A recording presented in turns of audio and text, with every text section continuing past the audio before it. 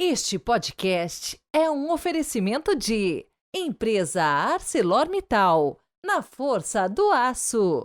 Ativa Atacado. Compre nas lojas de Londrina, no site e no WhatsApp se preferir. 43 999 11 73 87. Conheça os nossos produtos.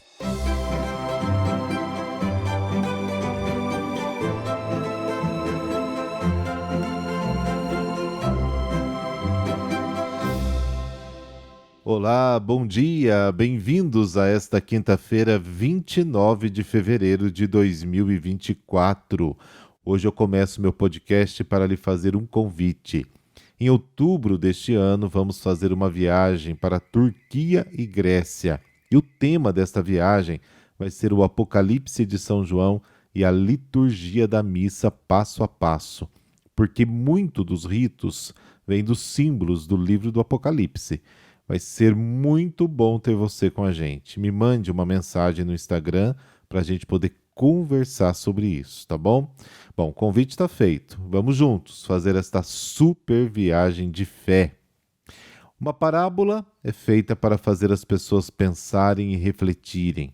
É por isso que é importante prestar atenção até nos mínimos detalhes. Na parábola do Evangelho de hoje aparecem 3 pessoas: o pobre Lázaro, o rico sem nome e seu pai Abraão.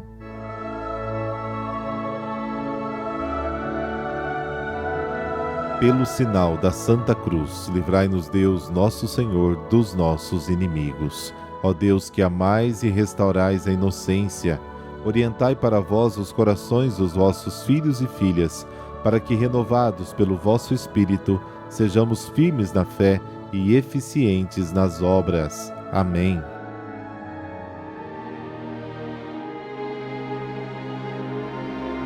Lucas, capítulo 16, versículos de 19 a 31. O Senhor esteja convosco. Ele está no meio de nós. Proclamação do Evangelho de Jesus Cristo segundo Lucas. Glória a vós, Senhor. Naquele tempo, Jesus disse aos fariseus: havia um homem rico que se vestia com roupas finas e elegantes e fazia festas esplêndidas todos os dias. Um pobre chamado Lázaro, cheio de feridas, estava no chão à porta do rico. Ele queria matar a fome com as sobras que caíam da mesa do rico, e além disso, vinham os cachorros lamber suas feridas. Quando o pobre morreu, os anjos o levaram para junto de Abraão. Morreu também o rico e foi enterrado. Na região dos mortos, no meio dos tormentos, o rico levantou os olhos e viu de longe a Abraão com Lázaro ao seu lado. Então gritou: Pai Abraão, tem piedade de mim, manda Lázaro molhar a ponta do dedo para me refrescar a língua, porque sofro muito nessas chamas. Mas Abraão respondeu: Filho, lembra-te que tu recebeste teus bens durante a vida e Lázaro, por sua vez, os males. Agora, porém, ele encontra aqui consolo e tu és atormentado. E além disso, há um grande abismo entre nós. Por mais que alguém desejasse, não poderia passar daqui para junto de vós, e nem os daí poderiam atravessar até nós. O rico insistiu: Pai, eu te suplico, manda Lázaro à casa do meu pai, porque eu tenho 5 irmãos. Manda preveni-los, para que não venham também eles para este lugar de tormento. Mas Abraão respondeu: Eles têm Moisés e os profetas, que os escutem. O rico insistiu: Não, pai Abraão, mas se um dos mortos for até eles, certamente vão se converter. Mas Abraão lhe disse: Se não escutam a Moisés nem os profetas, eles não acreditarão, mesmo que alguém ressuscite dos mortos. Palavra da salvação. Glória a vós, Senhor.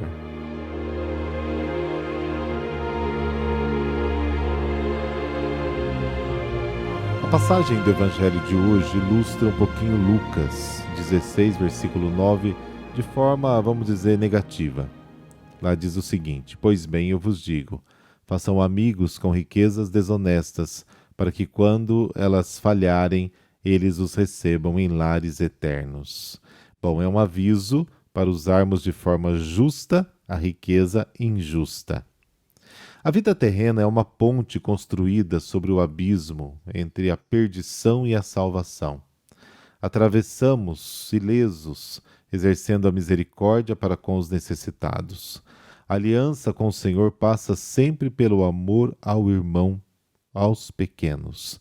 A carta de Tiago resume da seguinte maneira: a religião pura e imaculada diante de Deus nosso Pai é esta: ajudar os órfãos e as viúvas nas suas aflições e manter-se puro deste mundo. Tiago, capítulo 1. O rico da Bíblia é o ateu prático que se tornou o centro de tudo e se colocou no lugar de Deus. O pobre é aquele que espera a ajuda de Deus.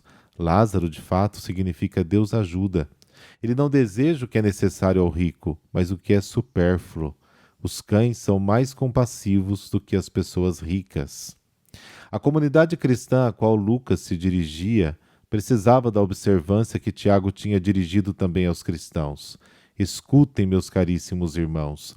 Não escolheu Deus os pobres do mundo para torná-los ricos de fé e herdeiros do reino que prometeu àqueles que o amam? Mas vocês desprezaram os pobres. Não são eles os ricos que os tiranizaram e os arrastaram diante dos tribunais? Não são eles que blasfemaram o belo nome que foi invocado sobre vocês?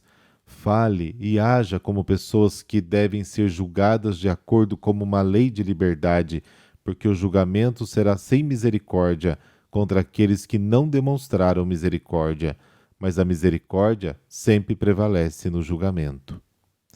Nesta parábola, as cenas se sucedem como um filme. A situação dos pobres e dos ricos se inverte no momento da morte. Não nivela todos como a foice apara a erva do prado, mas se distingue e os divide. Os ricos tornam-se pobres e os pobres ricos. Na outra vida, o homem rico se torna um mendigo e seus pedidos passam despercebidos, assim como os de Lázaro passaram despercebidos por ele. Quem comeu e bebeu à vontade não tem nenhuma gota d'água. Em vez dos vários prazeres com os quais sua vida foi preenchida, ele tem a preocupação de um fogo que o devora sem matá-lo. Para ele, os bens eram uma oportunidade de ruína, assim como para Lázaro, os males eram uma razão de salvação. A única preocupação do rico estava voltada para si mesmo, e por isso deixou Deus e os outros de lado. A riqueza, que é sempre um dom de Deus ao homem, pode sim tornar-se ocasião para o mal. Pelo contrário, a pobreza é uma coisa boa, porque mantém a alma longe do egoísmo e dos prazeres perturbadores da vida. A intenção da parábola não é aterrorizar impiedosamente os ricos e ateus, mas exortá-los à misericórdia enquanto ainda estão nessa vida. A lei e os profetas se resumem no mandamento do amor ao próximo, Romanos capítulo 13. O verdadeiro problema é, portanto, acreditar na palavra de Deus.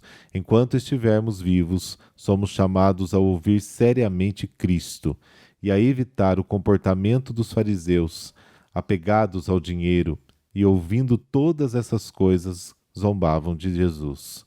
Só a palavra de Deus, que penetra nas profundezas do homem, permite-nos discernir se somos pobres, bem-aventurados, ou ricos, infelizes.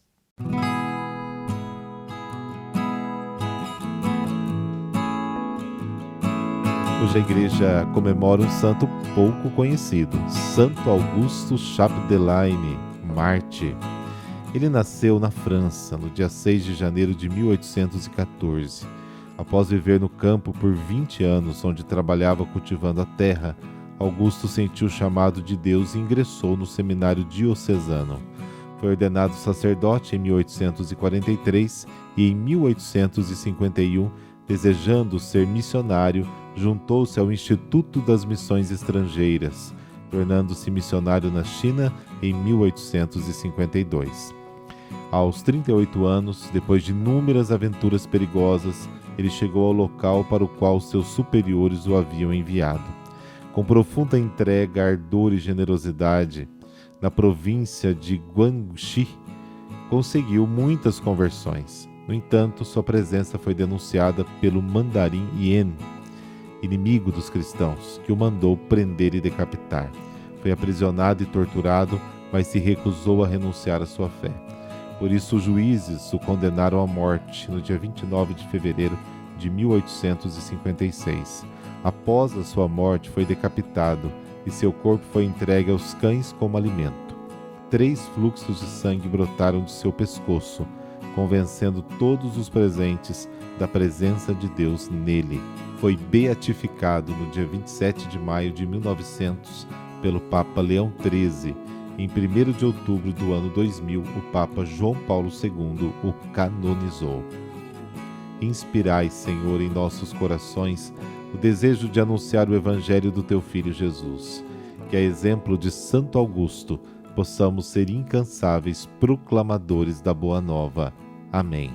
Abençoe-vos o Deus que é todo-poderoso, Pai, Filho, Espírito Santo. Amém. E amanhã tem Enciclopédia Bíblica. Não perca. Até lá!